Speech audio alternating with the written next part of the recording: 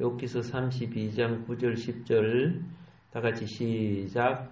어른이라고 지혜롭거나 노인이라고 정의를 깨닫는 것이 아니니라. 그러므로 내가 말하노니 내 말을 들으라. 나도 내 의견을 말하리라. 아멘.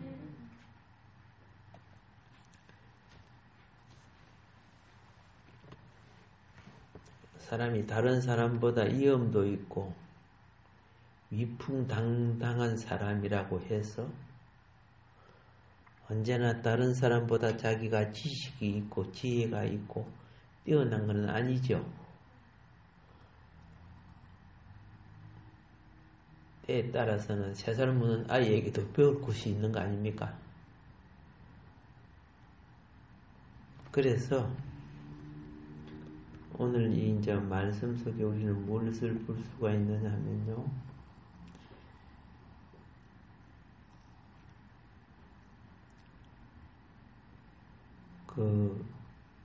지금 우리가 엘리후에 대한 부분을 지금 공부하고 있습니다. 그렇죠?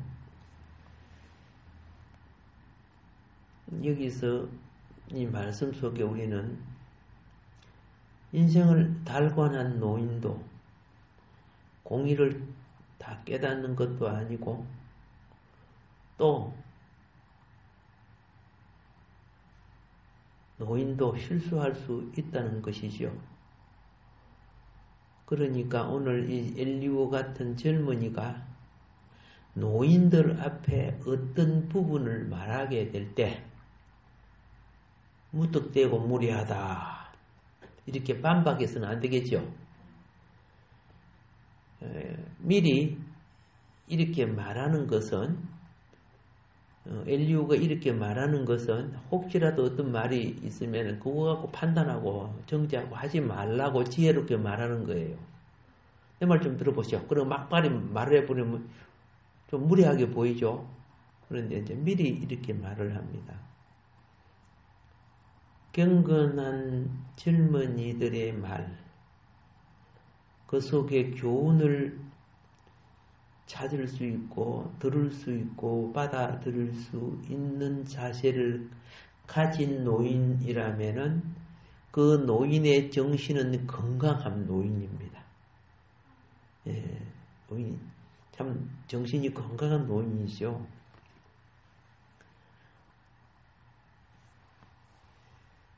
전도서 4장 13절에 이런 말씀이 있습니다.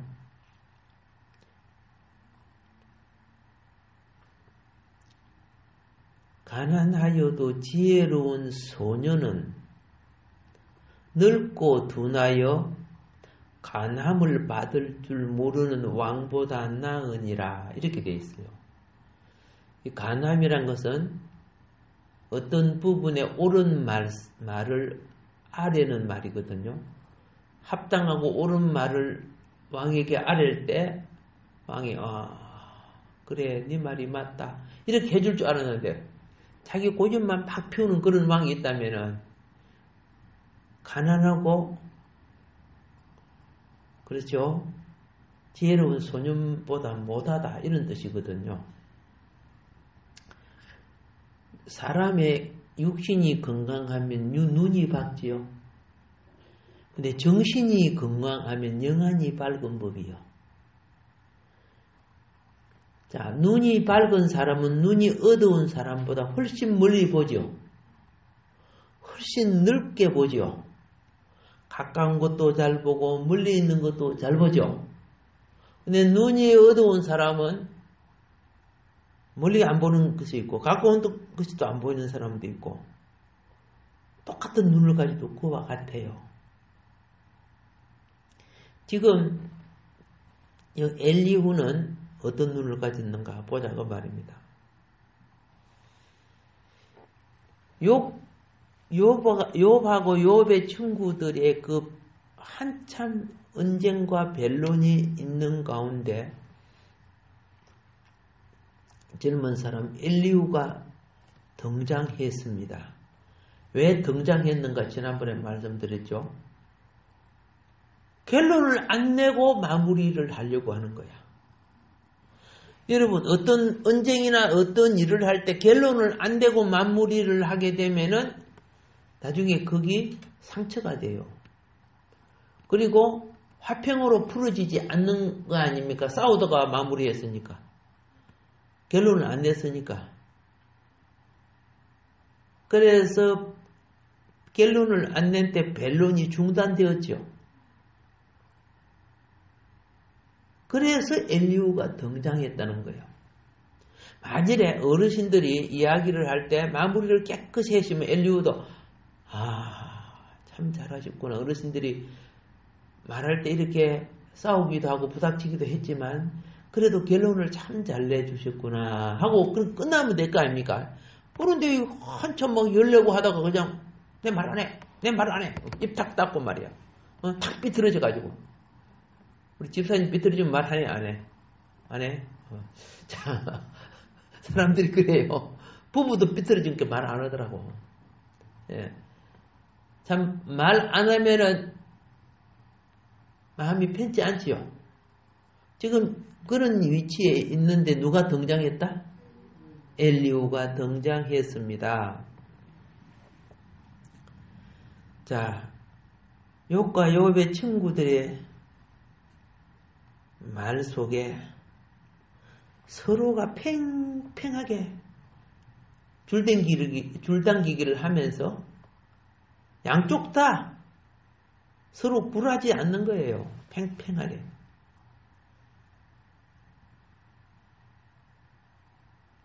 친구들은 욥의 말을 듣지 않고 욥의 말을 또 욥은 친구의 말을 합당하게 여기지 않아요.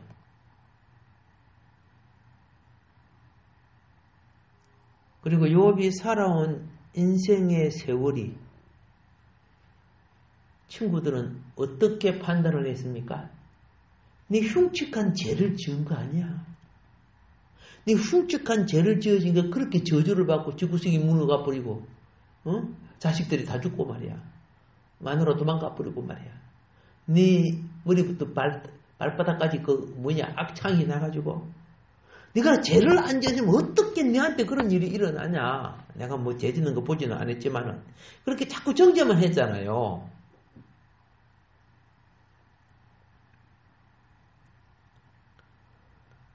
그런데 욥은 그들의 주장이 잘 알지도 못하면서 막 판단하잖아. 그러니까 욥은 그들의 주장이 하나님의 영광을 가린다는 걸 알았다는 거예요. 그러지 않기 때문에 그들의 주장에 동의했어요, 안 했어요? 동의 안 했다는 겁니다. 그러다 보니까 문제가 결론이 나지 않아요. 문제가 결론이 나지 않으니까 더 이상 전진할 수 없지요. 결론이 안 나니까. 자신들의 방법으로 이 문제를 더 이상 해결할 방법이 없어.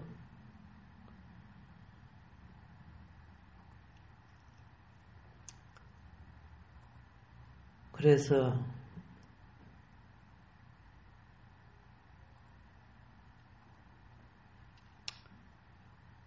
이때 누가 사회를 하기 시작하느냐 하면 엘리후가 사회를 하기 시작해요.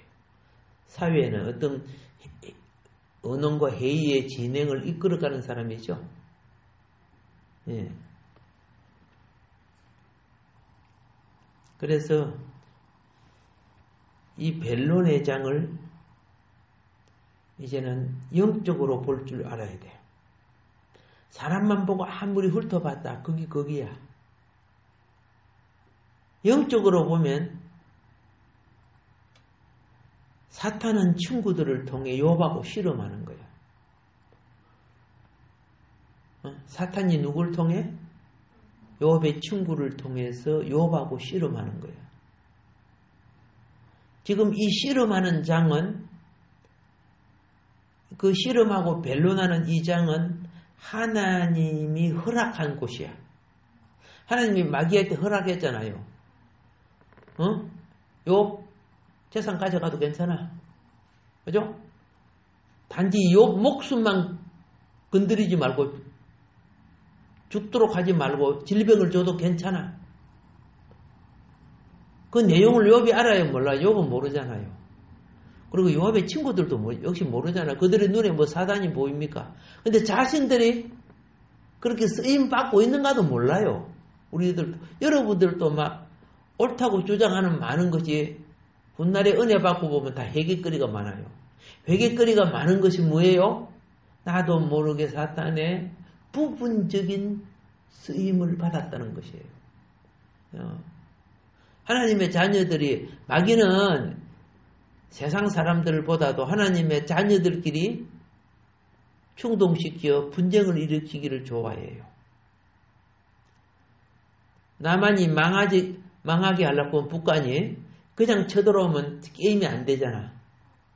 그렇게 나만 자체에서 산불도 나고 집이 타고 싸움도 나고 뭔 말인지 알죠? 나만 자체에서 스스로 망가지기를 원하는 거야. 그래서 이렇게 해서 군부대가 망해지고 학생들이 교육이 망하고 공장이나 모든 것들이 기업이 망해보면 슬그머니 힘이 약해질 때 딱 공격이 오는 것이 사단의 전술이거든요. 지금 욥의 친구들을 통해 사단은 욥을 막 공격했는데, 자, 욥은 너무 이들의 공격이 너무 세니까 견디기 힘들어갖고, 하나님, 제 말을 안 통합니다. 하나님이 판단해 주세요. 하나님 좀 나타나서 도와주세요. 그랬어요.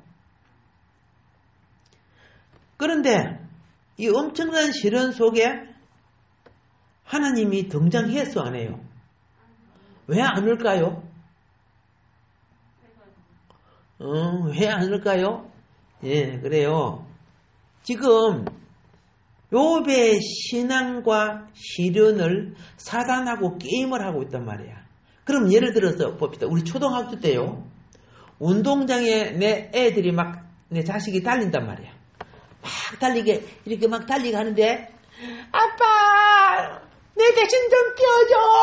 아빠는 코치 간다. 내 대신 뛰어줘. 엄마 아빠가 그치만 내가 뛰어 대신 달려가줘요. 엄마 빨리 달려 그렇게 해요.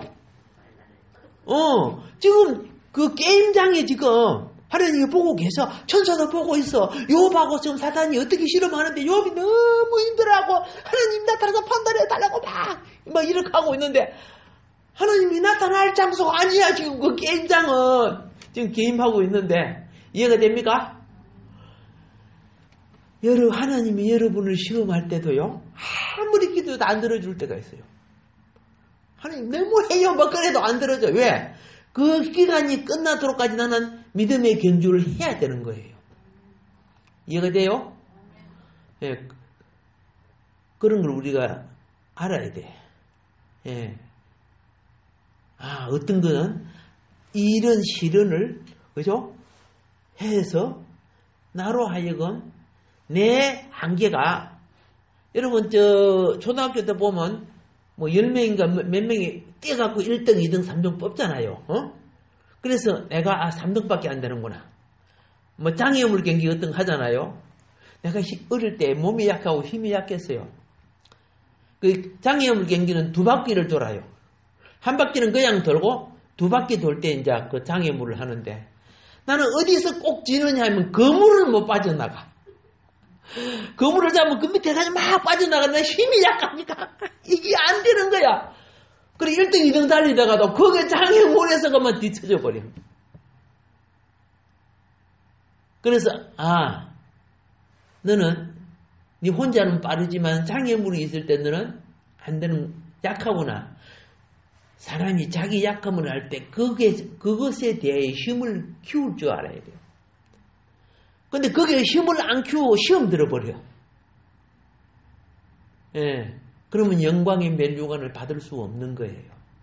하나님은 여러분과 나에게 영광의 멸류관을 주기 위해서 그런 장애물 경지를 극복하여 자기의 한계를 빨리 알게 하는 거예요.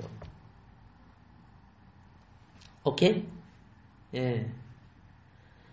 그래서 천군천사가 보고 하나님이 보는 이 게임의 현장에 사단도 모든 것을 동원해서 요업의 신앙을 지금 넘어뜨리려고 하는 거야.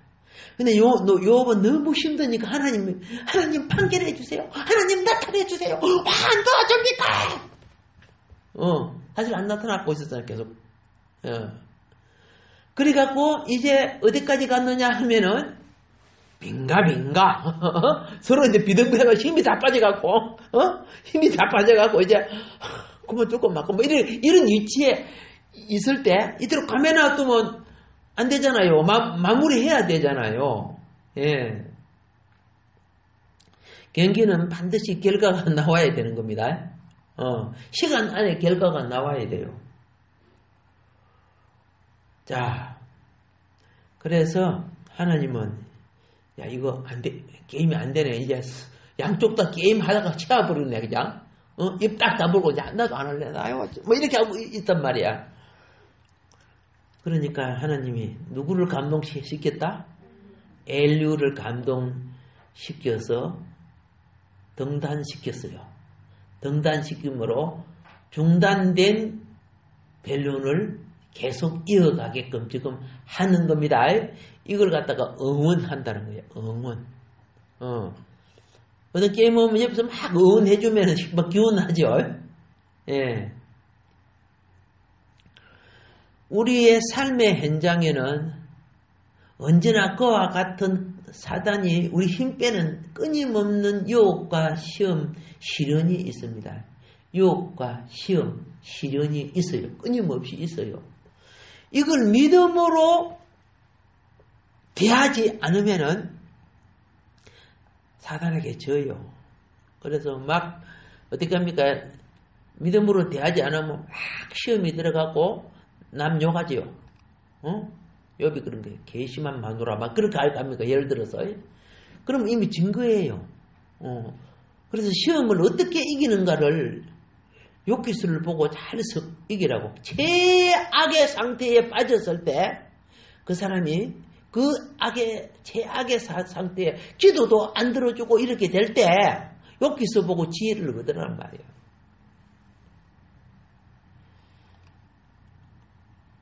우리가 주목해야 될 흥미로운 일은 그 성경을 잘 보면요. 이 변론자들이 연령적으로 배치되어 있어요. 연령적으로. 예. 욥의 세 친구들은 욥보다 연장자지요. 그렇죠? 그런데 엘리오는 욥보다 젊은 사람이죠.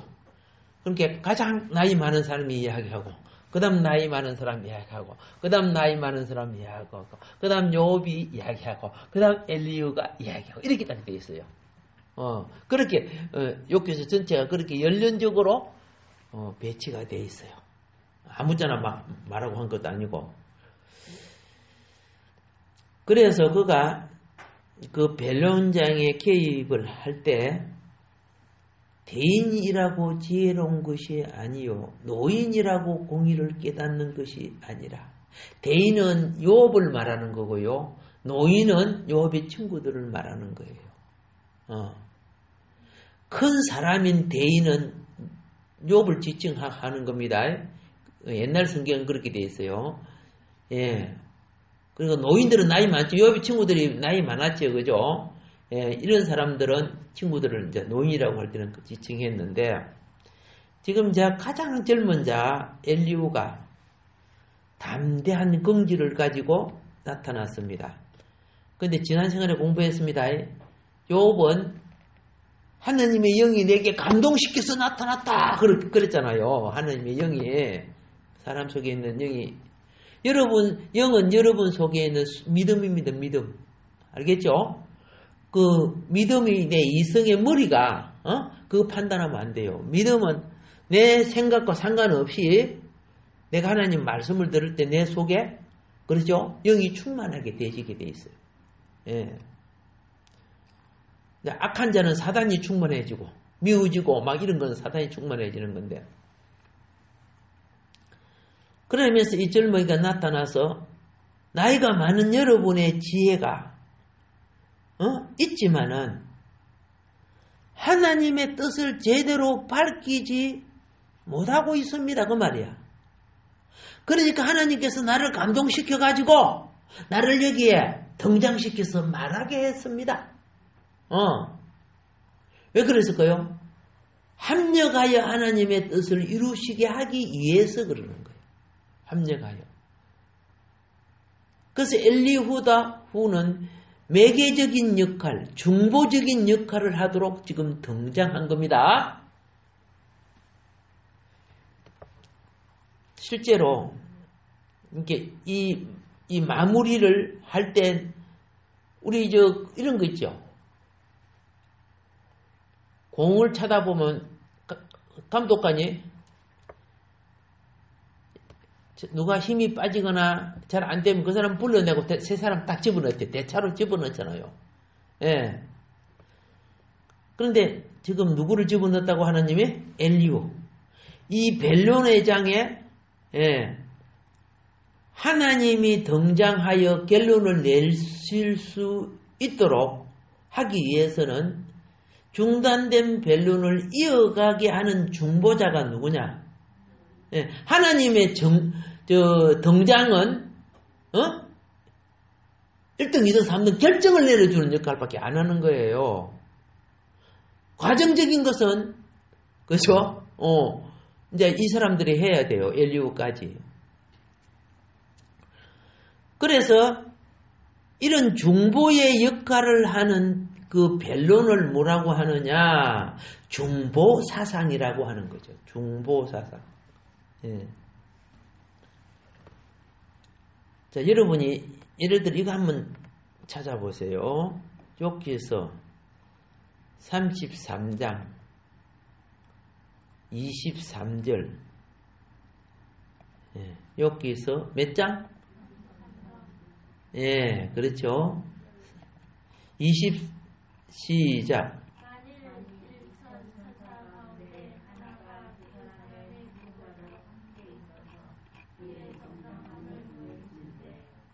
그 다음 구절.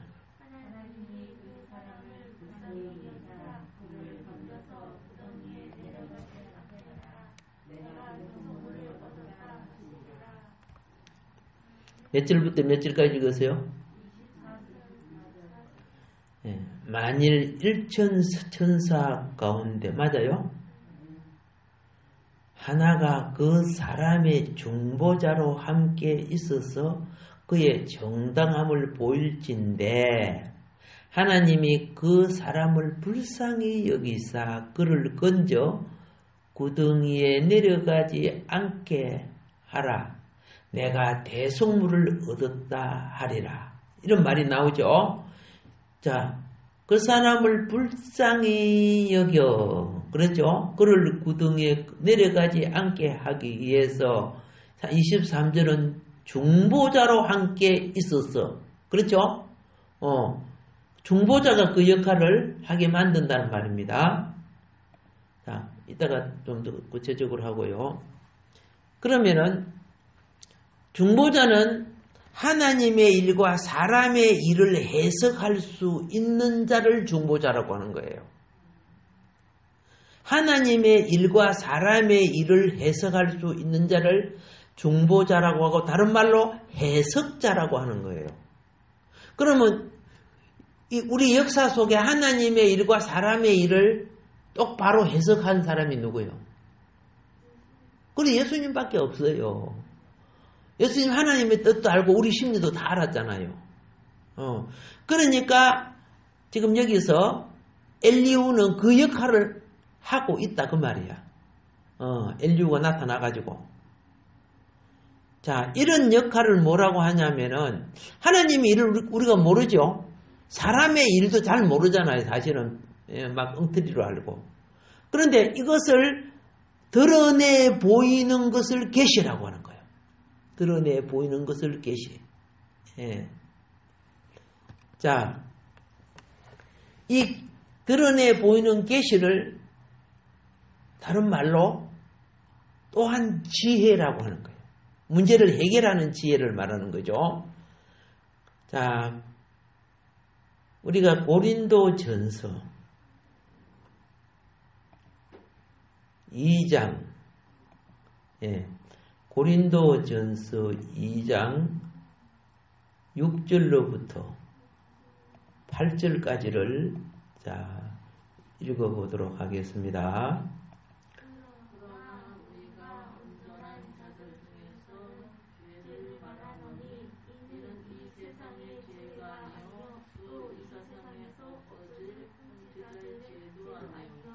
내가 읽을게요. 녹음해야 될 필요가 있으니까. 그러나 우리가 온전한 자들 중에서는 지혜를 말하노니 이는 이 세상의 지혜가 아니요 또 이 세상에서 없어질 통치자들의 지혜도 아니요 오직 은밀한 가운데 있는 하나님의 지혜를 말하는 것으로서 곧 감추어졌던 것인데 하나님이 우리의 영광을 위하여 만세전에 미리 정하신 것이라. 이 지혜는 이 세대의 통치자들이 한 사람도 알지 못하였나니 만일 알았더라면 영광의 주를 십자가에 못 박지 아니하였으리라. 감추어진 지혜를 지금 말하고 있죠. 자, 그리고 또 이 지혜 속에 숨겨진 게 뭐냐? 고린도전서 2장 2절을 한번 보세요. 자, 2장 2절에 내가 너희 중에 예수 그리스도와 그가 십자가에 못 박히신 것 외에는 아무것도 알지 아니하기로 작정하였습니다. 그랬어요. 예. 자, 예수 보세요. 그리스도와 그가 십자가에 못 박힌 것 외에는 아무것도 알지 아니하기로 작정하였습니다. 여기 엄청난 비밀이 있단 말이야. 근데 이것을 알아내는 지혜는 8절에 이 지혜는 이 세대의 통치자들이 한 사람도 알지 못하였다. 그렇죠? 8절에 보면은. 자, 그래서 여기는 중보자만이 할 수 있는 일이에요. 세상 똑똑하고 뛰어난 지혜자도 할 수 없는 거예요. 지금 이 욥과 이 친구들의 사이에 이 문제를 엘리야가 무슨 위치로 들어갔다? 중보자 위치로 들어갔다는 거예요. 양쪽을 그동안에 다 이야기 들었잖아요. 양쪽 욥의 이야기 듣고 친구들의 이야기를 다 들었어. 그래서 이 중보자가 그 친구들 것도 이해하고 욥 것도 이해하니까 문제가 풀어질 수 있는 열쇠가 거기에 있는 거라. 자, 인간은 경험을 통하여 많은 지식을 축적합니다. 그렇죠? 한 시대 경험이 지혜와 지식을 축적시켰어. 이것이 공통적으로 유익을 이끌어내는 것이 뭐냐? 문화와 문명입니다. 이 문화와 문명의 창달은 오직 하나님이 인간에게만 주어진 하나님의 특별한 은혜입니다. 혹시 권사님 저 밀고 다니는 저거 있잖아. 예, 저 밀고 다니는 저기요.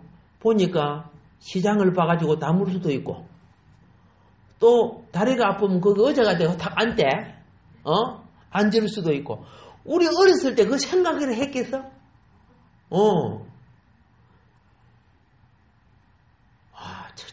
그러니까, 그런데 보세요. 수천 년 역사를 흘렀는데 사람하고 비슷한 원숭이 있죠? 지금 뭐 자전거를 하나 만들었어요? 그들은 절대 그게 문화와 문명이 발달 안 되는 거예요. 사람만이 에게 주신 이 엄청난 거야. 우리 근사님이 그죠? 마스크 개조해가지고 또, 그죠? 희한하게도 만들어서 쓰는 것처럼. 그건 사람만이 할 수 있어요. 그 사람만이. 우리가 이 하나님으로부터 받는 이 엄청난 것을 지가 똑똑해서 한다고 생각한다면 사단이 되는 거예요. 모든 지혜의 근원은 하나님이시고 지식의 근원이 하나님이라고 성경이 말하죠. 예. 이런 것이 인간에게만 주어진 하나님의 특별한 은혜입니다. 이런 의미에서 그죠? 연로한 인생을 살은 노인들을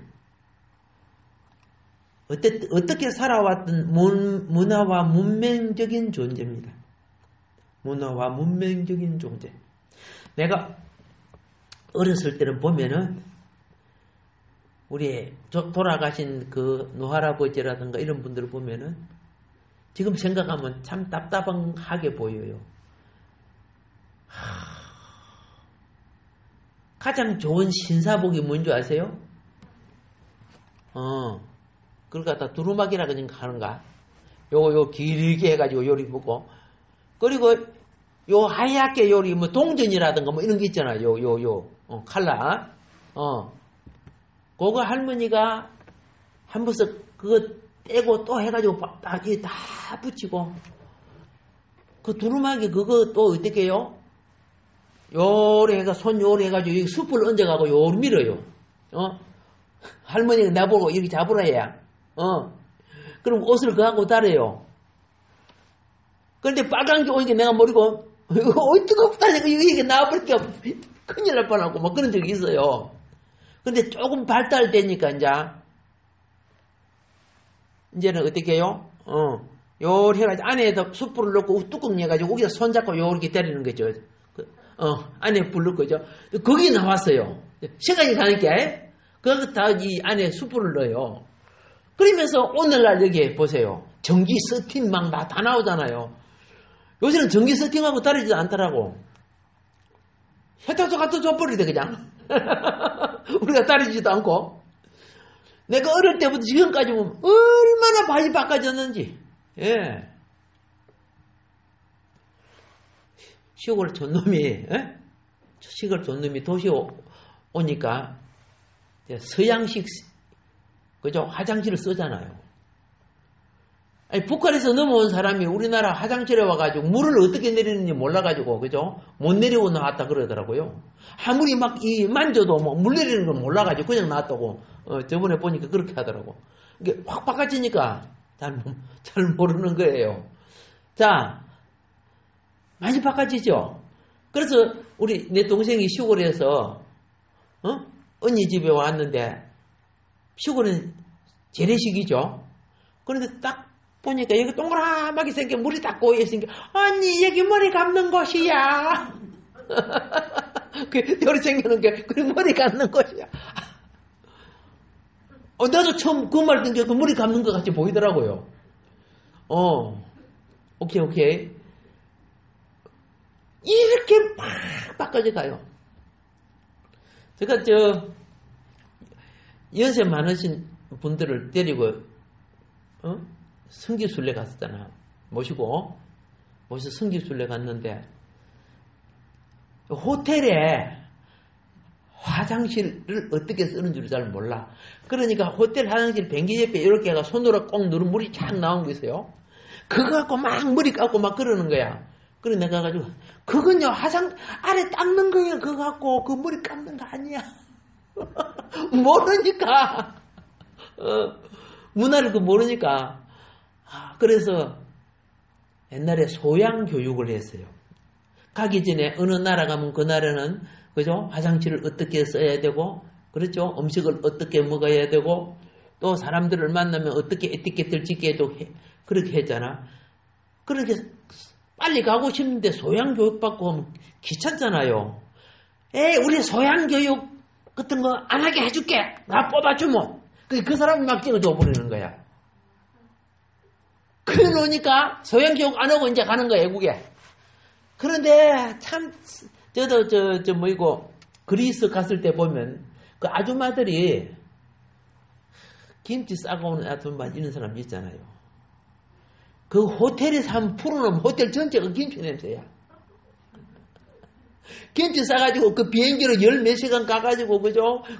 하루 낮에 막 구경하고 돌아와가지고 저녁에 그 예의가 없잖아요. 참 그리고 저 오징어 있죠, 오징어 그걸 다 이렇게 갖고 와가지고 거기에서는 야생 개들이 있어요. 굉장히 순해요. 사람이 옆에 가서 물지도 않아요, 그냥. 근데 어느 이따만한 좀 말 좀 못했어요. 송아지 새끼만한 개가 큰 게 어떤 아줌마를 계속 따라다녀요. 그래서 이상하다. 가만히 왜 따라다니노? 그렇게 보니까 아줌마가 오징어 한 개 톡 던진 좀 그거 딱 받아먹고 또 자꾸 따라다니고 그러더라고. 그러면 안 돼요, 원래요. 이게 그렇다고 막 이제 때리고 그러면 동물 학대대가 걸립니다. 그 벌금 나옵니다. 예. 그게 이제 뭘 모르니까 굉장히 문제가 생기고 한동안 그랬어요. 지금은 많이 좋아졌죠. 그죠? 그 애가 애국 가가지고 막 뭡니까 잠옷 바자마 바람 갖고 막 그 골목으로 싸돌아다니고 그게 엘리베이터 타고 오르니까 막 사람들이 놀래고 말이야. 애국 사람들이 말이야. 그까지는 봐주겠어. 그때 한번 기사 난 거 있더라고요. 그 호텔 안에서 술을 먹잖아요. 근데 중동 호텔은 우리 큰 호텔이 아니고 좀 서민적인 호텔이 있어요. 술을 먹고 나니까 정신이 없으니까 나하고 베란다에 서가지고 그 4층인가 거기서 밑으로 오줌을 쭉 싸는 거예요. 술 취해가지고 그 보니까 한국 사람이야 또 돈은 많은데 그들의 생활률이 형편이 없잖아. 그래서 누가 그 신문에 냈더라. 그러니까 얼마나 한국 망신을 당하고. 그리고 그때 하도 많이 돌아다니니까요. 한국 사람들이 많이 다니니까 이 사람들이 장사하려고 한국말은 또 잘 배워요. 어떻게 배웠는지 잘 배워갖고. 그리고 또 하면 빨리빨리 이런 게 참 잘했어요. 그 사람들도요. 자, 사람이 떡으로만 사는 거 아니죠. 하나님의 입으로 나온 말씀으로 인격이 살아야 되는 거예요. 하나님이 떡으로만 사는 존재가 되기 위해서 지혜와 지식을 주신 게 아니라고 말입니다. 그런 존재로 만들려고 하기 위해서. 자, 지금 엘리후는요, 노인들의 이야기를 통해서 이 세상 살아온 그들이 아는 지식과 그들의 인생과 그들의 지혜를 나름대로 배우고 깨달았어요. 얻었다고 말입니다. 그런데 문제가 해결이 안 될 때 또 하나님이 내 마음에 주시는 것, 그렇죠? 내 마음에 주시는 것. 그 속에는 그 욥의 친구들이 욥이 네가 하나님보다 어렵냐고 막 그랬잖아요. 예. 욥이 하나님보다 어려운 건 아니잖아. 그렇지만 너희들이 말하는 그런 죄를 짓고 살지는 않았어. 그러니까 네가 하나님보다 어렵나 죄인이면 죄인인 줄 알지. 이제 이렇게 이제 됐잖아요. 그래서 결국은 이제 이렇게 부닥침 속에 해결이 되지 못했는데, 예. 자, 여기서 우리는 뭘 보느냐? 이해력과 판단력입니다. 이해력과 판단력. 경험으로부터 오는 지혜 중에는 이해력과 판단력이 있어. 경험해봤기 때문에 그걸 아는 거야. 많은 경험을 통해서 사물에 대한 이해력을 높입니다. 경험을 통해서 이해력을 높여요. 수없는 반복과 시행착오를 통해서 판단력을 훈련하는 거예요. 바둑 잘 두는 사람은 바둑판을 이해하고 판단을 잘해야 잘 두는 사람이에요. 그게 한 수 때문에 지고 이기고 하잖아요. 바둑알을 왜 이렇게 깔았지? 왜 이렇게 나왔지? 이해하고. 그러면 어떻게 해야 이걸 이길 수 있을지 판단을 할 줄 알아야 돼요. 어떤 면에서 인생은요, 바둑과 두는 거와도 비슷하고 장기 두는 거와도 비슷해요.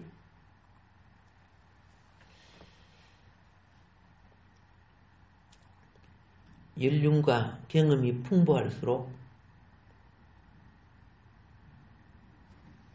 생각할 수 있는 소재가 풍성해집니다.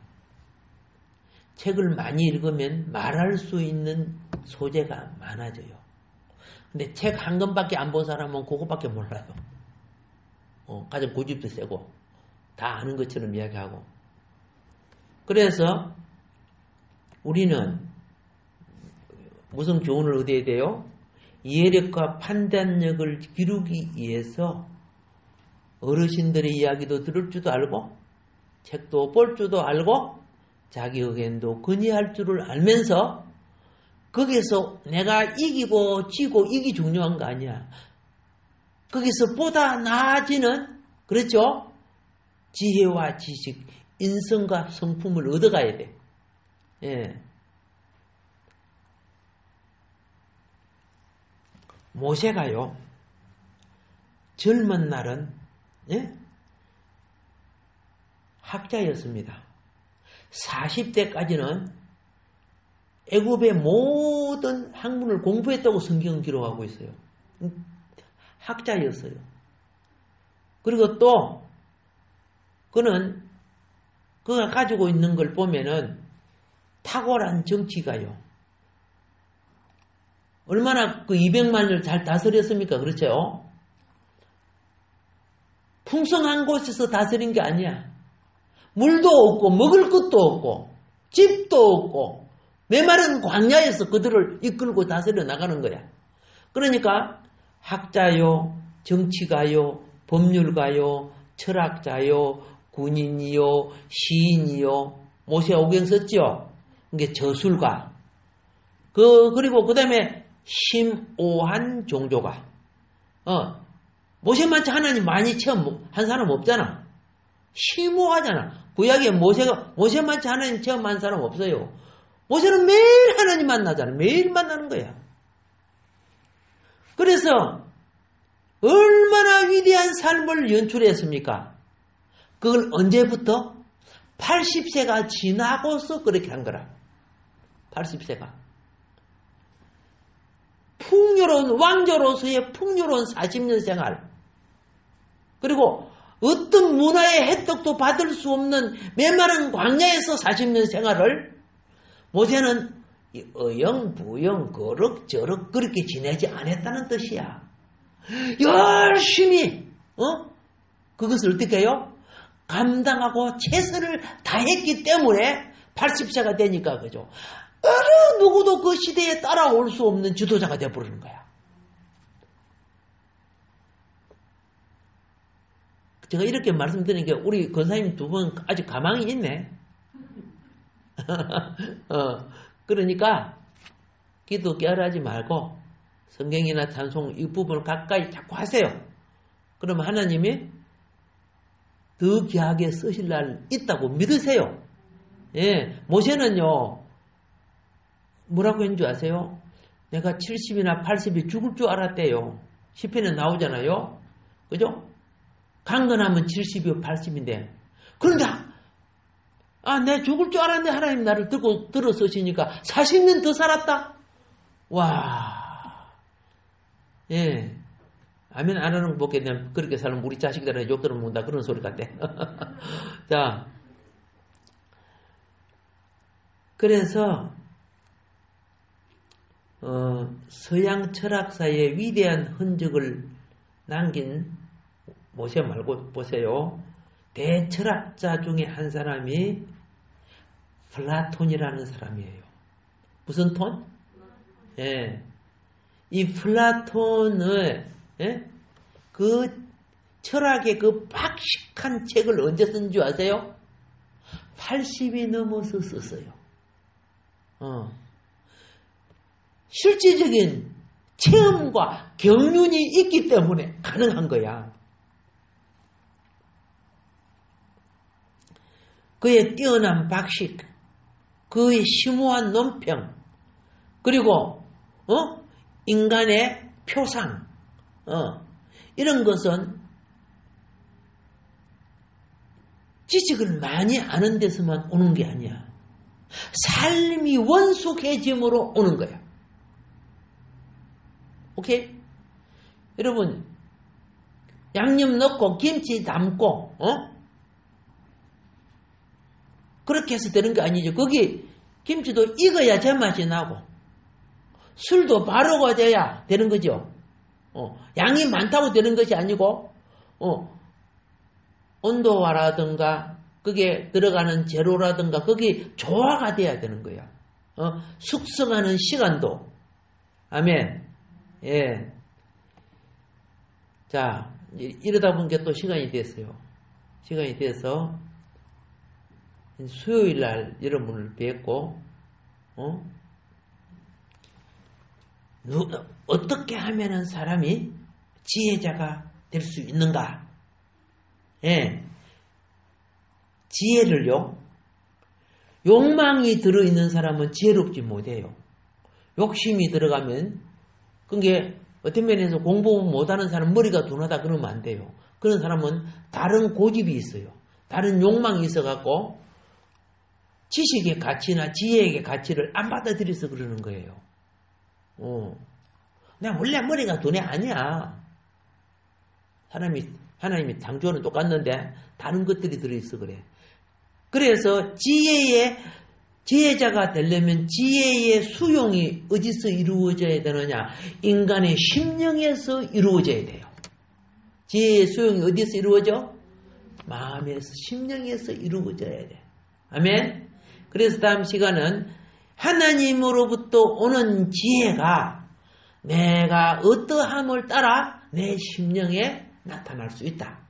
엘리야는 이 젊은 사람이 그것을 나타내는 사람이 됐어. 중보자의 역할을 하는 사람이 됐단 말이야. 아멘. 그러니까 우리는 욥기서를 통해서 욥만 보는 게 아니죠. 여기 오늘 대판 싸움들을 잘하더만 이제는 중보자까지 나타나네. 이제 중보자가 나타나면 이제 마무리돼 가고 있다. 욥기서가 점점 마무리돼 가는 거예요. 자, 이 욥기서를 잘 마무리하면 누구 만나? 하나님 만나. 하나님 만난 게 무슨 결론이 나와서? 갑절로 회복하는 역사가 일어났어. 근데 이런 과정 우리가 같이 가면서 우리는 욥의 축복을 받도록 주님을 축복합니다. 예, 오늘도 주어진 말씀 기억하면서 우리 하나님께 감사 기도 함께